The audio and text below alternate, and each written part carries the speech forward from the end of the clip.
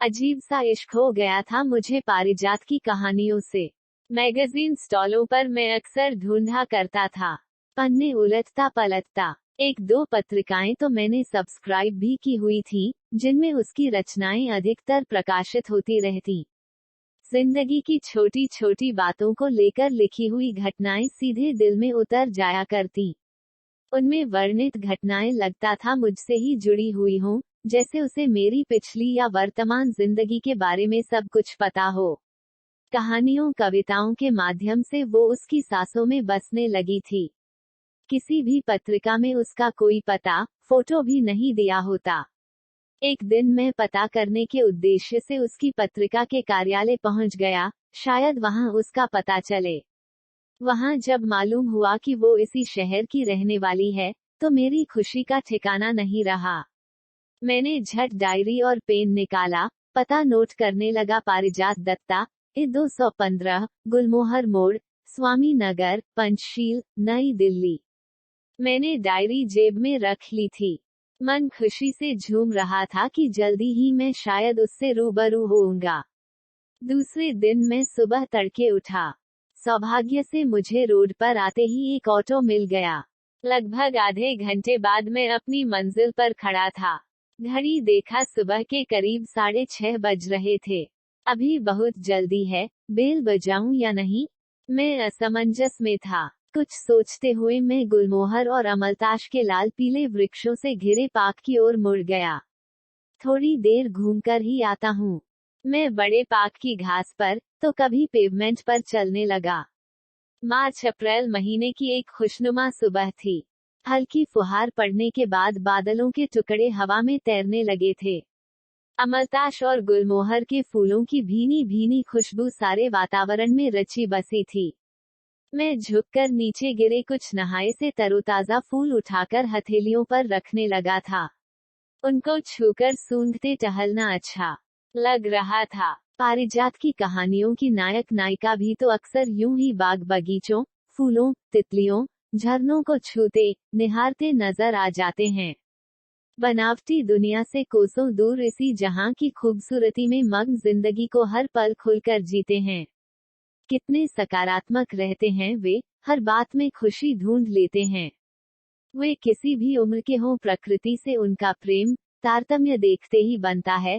सच, कितना सुकून, कितनी स्फूर्ति मिल रही है। नीचे हरी घास पर बिछे लाल पीले फूल, ऊपर फूलों से लदी शाखों के बीच से ये सफेद बादलों की टोली, उड़ता झांकता आसमान। घास पर चलते हुए उसे सुखद अनुभूति हो रही थी। आज कितने दिन बाद वह खुली हवा में, किसी पार्क में प्रकृति के बीच टहल रहा था। प्राचीन इतिहास में एमफिल, पीएचडी कर रहा मकरंद, प्राचीन पत्थरों इमारतों से माथापच्ची करते हुए, कॉलेज में और अलग से ट्यूशन्स पढ़ाते हुए थक चुका था। शुक्र है, शोध कार्य के सिलसिले में ऊंची इमारतों वाले मुंबई शहर से दूर दिल्ली आने का अवसर मिला। उसने फिर एक ताजा गिरे गुलमोहर के चित्तीदार लाल फूल को उठाकर दांतों से हल्का सा दबाया। थोड़ी खटास का स्वाद मुंह में आने लगा। उसकी एक नायिका मालविका ने कैसे हंसते हुए नायक पलाश की आंखें बंद कर कैसे कैसे फूल एक के बाद एक चखने के लिए मुंह में रख दिए थे। जब वह स्वाद से सोचकर बतलाता कि कौन सा फूल है, गलत होने पर वह कैसे ताली बजा बजाकर बच्चों सी हंसती। उन फूलों में एक ये भी था गुलमोहर, और उसकी कहानी, बरसात की वैदेही को कैसे भूल सकता हूँ, जो हर बारिश में कागज न मिलता, तो अपनी या नायक राजवीर की चप्पलें बहते पानी में डालकर बहता हुआ देखती, खुश होती हुई उसके साथ कुलांचे भरते हुए दूर निकल जाती।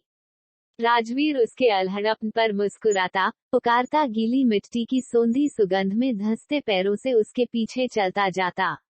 माँ, रंद का मन भी करने लगता वह राजवीर की तरह भागकर अपनी वैदेही पारिजात के पास पहुंच जाए और कहे ऐसी उन्मुक्त खुशी उसे भी दे दे, जहां कुछ बनावटी न हो, न कोई जबरदस्ती, न कोई बंदिश। अपने खाली समय में बस वो दीवानवार पारिजात की कहानियां पढ़ता हुआ जाने कब वह पारिजात का ही दीवाना बन बैठा था। इतना सुहावना मौसम, पर कोई दिख नहीं रहा। लगता है घरों में दुबके सब संडे मना रहे हैं। सही तो कहती है पारिजात, जिंदगी को हमने खुद ही बॉक्स में बंद कर रखा है, उसी में सांस लेने की आदत हमने डाल ली है। वही रूटीन, कीमती सुविधाओं सामानों से लेस सजा संवरा घर, बढ़िया खाना, म्यूजिक, वीडियो, दोस्त, हर दवा भी उंगलियों पर। इन सबको मेंटेन करने के लिए अपनी रोबोटिक दिनचर्या में लिप्त पस्त हम सहज खुशी का स्वाद ही खो चुके हैं, जो प्रकृति में सर्वत्र सबके लिए बिखरा पड़ा है, उससे हमने खुद को खुद ही वंचित कर रखा है। मकरंद गुलमोहर के ऊंचे दरख्तों से आती कुहू कुहू की आवाज को ढूंढता आगे बढ़ रहा था। प्यार करते हो क्या किसी से? वे अपने प्रश्न पर शरारत से मुस्कुराईं। वे पेपर के रंगीन बोट प्लेन बनाकर अलग रखती जा रही थी। जी, उसी से मिलने यहाँ आया हूँ। कोई नाम तो होगा उसका। जी, पारिजात। पारिजात दत्ता। महिला को झटका सा लगा। पारिजात दत्ता? कभी मिले हो पहले भी? जी नहीं, पहली बार मिलूंगा। WhatsApp, Facebook, chat? वे मुस्कुराईं। नो, नो मैडम, ना फोन नंबर, ना ईमेल आईडी, ना कोई फोटो। बड़ी मुश्किल से पता मालूम किया। बिन देखे सुने प्यार। कमाल है, वे फिर मुस्कुराईं। आप भी उसे जानती होंगी। लगभग हर पॉपुलर मैगजीन में उसकी बेहतरीन कहानियां छपती हैं। यही तो रहती है। उसने पता बता दिया था। सहसा मोगरे की खुशबू लिए हवा के झोंके से उसका तन मन सुवासित हो उठा। आंखें आसमान से जमीन पर ठिठक गईं। वह चलते हुए घने बड़े बड़े मोगरे की छाई बेल के पास आ गया था। कुहू की आवाज एक बार ऊपर से एक बार नीचे से उससे तेज फिर ऊपर से और तेज होती जा रही थी। उसने हैरानी से कोयल को ढूंढते दबे पांव झाड़ियों के पीछे झांका, तो आश्चर्य हुआ एक 55-60 वर्षीय महिला ऊपर बैठी कोयल से कंपटीशन लगाकर मजे ले रही थी। काफी सफेद हुए बाल, आंखों पर चश्मा, कुर्ता लेगिंग्स, एक्शन शूज पहने, झुरमुट के पीछे पड़ी बेंच पर रखा मोबाइल, रुमाल पर इकट्ठे किए कुछ लाल पीले सफेद फूल। एक झटके में यही देख पाया। उसे अपनी ओर यूं देखता वह हचकचा गया और झेपकर वह पीछे हो लिया। कौन हो बेटा, इतनी सुबह और यहाँ? फुर्सत कैसे मिली? वे ओट से बाहर निकलकर पूछते हुए मुस्कुराईं। जी वो मैम, मैं सॉरी आपको डिस्टर्ब किया। पेड़ की असली कोयल मिली नहीं, पर नीचे की नकली ढूंढ ली। वो देखो असली वहां से उड़ी। वे हंस पड़ी। कभी कोयल के साथ ये खेल खेला है, बहुत मजेदार है। उसे चुप देखकर वह फिर बोली, यहाँ के तो नहीं लगते हो, मतलब इस कॉलोनी के। जी, कहकर वह चुप हो गया था, तो प्रश्नवाचक दृष्टि से महिला उसे देखने लगी। जी दरअसल, यहाँ मैं किसी से मिलने आया था, पर लगता है अभी काफी जल्दी है, सो टाइम पास के लिए इधर निकल आया। महिला ने कलाई पर बंधी अपनी घड़ी पर नजर डाली थी। वे बेंच पर फूलों का रुमाल खिसका एक और बैठ गईं। बिखरे हुए रंग बिरंगे कागज समेटकर गोद में रख लिए और बेंच पर उसके लिए जगह बना दी। चाहो तो बैठ सकते हो। वो उन पेपर से कुछ बनाने लगी थी। जी, कहते हुए बैठ गया था। यहाँ पुरातत्व विभाग के संग्रहालय में कुछ काम था। मुंबई में प्राचीन इतिहास का प्रवक्ता हूँ। ट्यूशंस भी लेता हूँ। पीएचडी भी कर रहा हूँ। बिल्कुल फुर्सत ही नहीं मिलती ऐसे नेचर एंजॉय करने के लिए। अच्छा, शादी हो गई क्या? जी नहीं, माँ तो पीछे पड़ी रहती हैं, पर मैं नहीं चाहता। प्यार करते हो क्या किसी से? वे अपने प्रश्न पर शरारत से मुस्कुराईं। वे पेपर के रंगीन बोट प्लेन बनाकर अलग रखती जा रही थी। जी, उसी से मिलने यहाँ आया हूँ। कोई नाम तो होगा उसका। जी, पारिजात। पारिजात दत्ता। महिला को झटका सा लगा। पारिजात दत्ता? कभी मिले हो पहले भी? जी नहीं, पहली बार मिलूंगा। WhatsApp, Facebook, chat? वे मुस्कुराईं। नो, नो मैडम, ना फोन नंबर, ना ईमेल आईडी, ना कोई फोटो। बड़ी मुश्किल से पता मालूम किया। बिन देखे सुने प्यार। कमाल है, वे फिर मुस्कुराईं। आप भी उसे जानती होंगी। लगभग हर पॉपुलर मैगजीन में उसकी बेहतरीन कहानियां छपती हैं। यही तो रहती है। उसने पता बता दिया था। नहीं, जानती तो नहीं, पर कॉलोनी की रेजिडेंट डायरेक्टरी में कहीं देखा जरूर है। बहुत अच्छा लिखती है, मानो मेरी जिंदगी को बहुत करीब से देखा हो।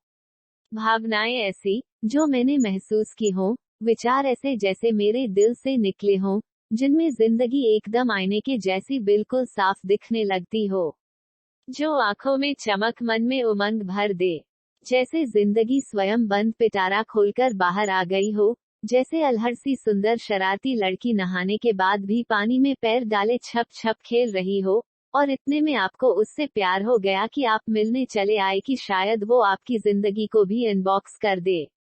जी, ऐसी जीवंत जिंदगी जीने का कोई राज बता दे। हो सकता है वो आपकी कल्पना के विपरीत हो, न बहुत सुंदर हो, न आपकी उम्र की। बिना देखे दिल देने का इतना बड़ा फैसला कैसे ले लिया? हो ही नहीं सकता मैडम। उसकी सारी कहानियों में उसका बचपन ज्यादा दूर गया नहीं लगता। इतनी उमंग, इतना उत्साह युवा हुए भी बहुत देर नहीं हुई होगी। मुझे पक्का यकीन है 25-30 के अंदर ही होगी।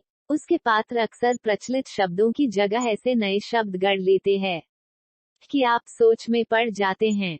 पहले अचंभित होते हैं, फिर हंसे बिना नहीं रह पाते। महिला के बात करने के अंदाज से अपनेपन में खोता चला गया। मसलन, जैसे, जहां चार्ज आ गया, जल्दी उठो फटाफट चार्ज करके आओ सचिन, ऑफिस नहीं जाना क्या, योर व्रत तोड़ इज रेडी, कहते हुए उसकी नायिका शिप्रा अपनी गीली हथेली पति सचिन के गालों पर लगा देती, तो वह हड़बड़ाकर उठ बैठता। जाने कौन आ गया, उसे हड़बड़ाया देखकर वह खिलखिलाकर हंस पड़ती, और जैसे, मीठा सूप देना यार पता नहीं कहाँ रख दिया मैंने, उसका नायक जय अपने रूममेट से यूं ही कहता, उसे सोच में पड़ा देख वह मुस्कुराता मजे लेता, मतलब उसका टूथपेस्ट से होता। दोस्त कुछ देर बाद समझ पाता, क्या यार तू भी न बस कमाल है, अब आप ही बताओ ऐसी शरारत कोई उम्रदराज तो नहीं लिख सकता। और यदि उसने आपका प्यार ठुकरा दिया या वो आपके लायक ही न हुई हो, तो आपकी बॉक्स जिंदगी में ताला ही पड़ जाएगा। पक्का इलाज क्यों नहीं करते? उनके चेहरे पर मुस्कान थी। उसकी एक नायिका वासु बचपन में इन पेड़ों आसमान के गहरे प्रतिबिंब वाले पानी में पैर डालने में इतना रोती और डूबने के डर से पार नहीं कर पाती, तो उसका साथी नमन उसे बार बार पार करके खूब छेड़ता, डरपोक डरपोक। वह डरकर आंखें भींचे उसकी शर्ट कसकर भींच लेती और रोते रोते पार करती, तो वह खूब हंसता। मुझे भी बचपन में इकट्ठे पानी में आसमान, उल्टे पेड़ों की गहराई देखकर बेहद डर लगता था, वैसे ही रोता था मैं भी। वह हंसने लगा था। अच्छा, वे भी हंसने लगी। बहुत खूब, अब तो नहीं लगता? उन्होंने मकरंद का हाथ पकड़कर पानी भरे बड़े गड्ढे को कूदकर सड़क पार कर ली थी। अरे रे, संभल कर मैडम, यूं जंप मारने का अपना ही मजा है। दोनों मुस्कुरा उठे। वे पेपर के बनाए रंग बिरंगे प्लेन व बोट्स को और फूलों वाले रुमाल को एक पॉलिथिन में भरकर खड़ी हो गईं। अब मुझे जाना होगा, बच्चे इंतजार में होंगे। उन्होंने पार्क के बगल से होते हुए रास्ते पर दूर बनी झुग्गियों की ओर इशारा किया। आपके बच्चे मैडम, वहाँ? उसे आश्चर्य हुआ। देखना है, तो आओ मेरे साथ। वे पार्क से निकलकर दूसरी ओर बगल वाली सड़क पर आ गए थे। ऊंचे झूमते किनारे के दरख्तों के बगल गड्ढों के पानी में आसमां, बादलों, पेड़ों का प्रतिबिंब प्रकृति के सौंदर्य को और विस्तार रूप दे रहा था।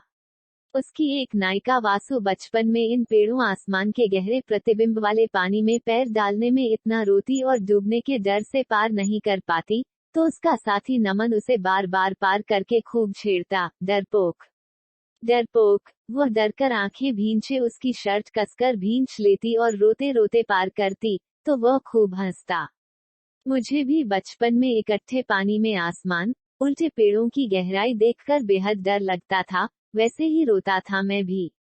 वह हंसने लगा था। अच्छा, वे भी हंसने लगी। बहुत खूब, अब तो नहीं लगता? उन्होंने मकरंद का हाथ पकड़कर पानी भरे बड़े गड्ढे को कूदकर सड़क पार कर ली थी। अरे रे, संभल कर मैडम, यूं जंप मारने का अपना ही मजा है। दोनों मुस्कुरा उठे। कुछ दूर गड्ढे मिलकर नाले की शक्ल में कलकल के साथ बह रहे थे। साथ ही छोटे बच्चों का शोर सुनाई देने लगा। उन्होंने महिला को दूर से ही देख लिया। भागकर पास आ गए। महिला खुश होकर बच्चों को नाव जहाज बांटने लगी। फिर एक एक फूल उनकी नाव पर रख उन सभी के मुंह में एक एक टॉफी डालने लगी। आंटी, हमें दो, हमें। बच्चे खुश होकर चीख रहे थे और वे भी हाँ हाँ कहते हुए खुश हो रही थी। प्लास्टिक, ढक्कन, डंडी की जगह अब सब पानी में बहती अपनी फूलवाली नावों के पीछे भाग रहे थे। कुछ की नाव खुल गई, वो कागजला उनसे बनाना सीखने लगे। कुछ कल के सिखाए अक्षरों को भीगे बालू के टीले पर लिखकर उसे दिखाने ले आए। वे एक पत्थर पर बैठ सब चेक कर रही थी। मनोयोग से खुश होकर उन्हें कुछ सिखा रही थी। कुछ बच्चों ने मकरंद को भी पकड़ लिया। वो उनकी खुल गई नावों को याद करके सही करने लगा। पहले कितना बनाया करता था, आज कितने सालों बाद उसने कागज का जहाज बनाया भी और चलाया भी। कितना रोमांचित हो उठा था। बच्चे उससे कुछ सीखा कर लेकर खुशी से भागे तो उसे भी उतनी ही खुशी महसूस हुई। वह भीगी रेत पर डंडी से उन्हें अक्षर, सूरज, फूल बनाकर सिखाने लगा। ऐसा कर उसे बहुत अच्छा अनुभव हो रहा था। उसकी घड़ी पर नजर गई, 8:30।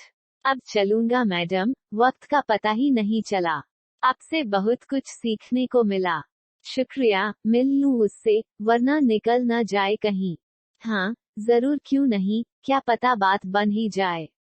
ऑल द बेस्ट कहकर वे मुस्कुराईं। मकरंद, थैंक यू, नमस्ते, बाय कहकर तेज कदमों से उस पते की ओर बढ़ गया। अब सही टाइम है, वह पहुंच गया था। Colonel S K Datta. उसने धड़कते दिल से डोरबेल बजाई थी। नौकर ने दरवाजा खोला था। किससे मिलना है आपको? पारिजात दत्ता जी से। यही रहती है न? वो व्हीलचेयर पर बैठे सफेद बालों वाले टीवी देखने में मग्न सज्जन को देखते हुए बोला। जी, पर मैडम तो अभी है नहीं, बाहर गई हैं। इतनी सुबह? वह हैरान था। उसने मन में सोचा, अब आने वाली होंगी, आप चाहें तो इंतजार कर सकते हैं। अच्छा, वह बैठने ही वाला था कि नजर दीवार पर लगी आदमकद तस्वीर पर पड़ी, तो वह चौंक गया। इसमें तो वही महिला इन सज्जन के साथ मुस्कुरा रही हैं और दूसरे फ्रेम में लॉन्ग स्कर्ट और फूलों वाली हैट में एक खूबसूरत लड़की, जिसकी शक्ल उन्हीं महिला से थोड़ी मिल रही थी। इसका मतलब पारिजात उन महिला की ही बेटी है। मैं उनसे क्या क्या बकवास कर गया। उसे अपने पर शर्म और हंसी भी आ रही थी। दिल में आया कि चला ही जाए बगैर पारिजात से मिले ही। क्या सोचती होंगी वे? उन्हें बताया भी नहीं। वो संकोच और उधेड़बुन में बैठ गया था। नौकर पानी ले आया था। वो एक सांस में गटक गया। ग्लास ट्रे में वापस रखते हुए उसने नौकर से धीरे से पूछा, ये हैट में पारिजात जी ही है ना? हाँ भैया, मैडम जी ही हैं। एक में अकेले, एक में साहब के साथ। वह धीरे से फुसफुसाया। मैडम मतलब, ये मैडम की बेटी नहीं? जी, बेटी है ही नहीं, तो उसकी फोटो कहाँ से आएगी? ये तो मैडम की जवानी की फोटो है। मकरंद को जैसे कर्क लग गया हो। उसने दांतों के बीच जुबान दबा ली। बहुत बड़ी गलती कर बैठा। वह झटके से उठ खड़ा हुआ। पारिजात दत्ता के आने से पहले वह जल्द से जल्द भाग जाना चाहता था। प्यार का इजहार तो अनजाने ही हो गया गलती से, अब क्या करूं? ऑटोग्राफ नहीं ले सका इसका अफसोस रहेगा, पर उनसे खुलकर जीवन जीना तो अच्छी तरह सीख लिया। अपनी जिंदगी तो अनजाने ही इनबॉक्स हो गई। वो संतोष और खुशी से मुस्कुरा उठा। फिर उमंग भरे तेज कदमों से बाहर हो लिया। नौकर हैरानी से पूछ रहा था, क्या हुआ भैया, मैडम से मिलना नहीं? धन्यवाद। कमेंट और सब्सक्राइब करना ना भूलें।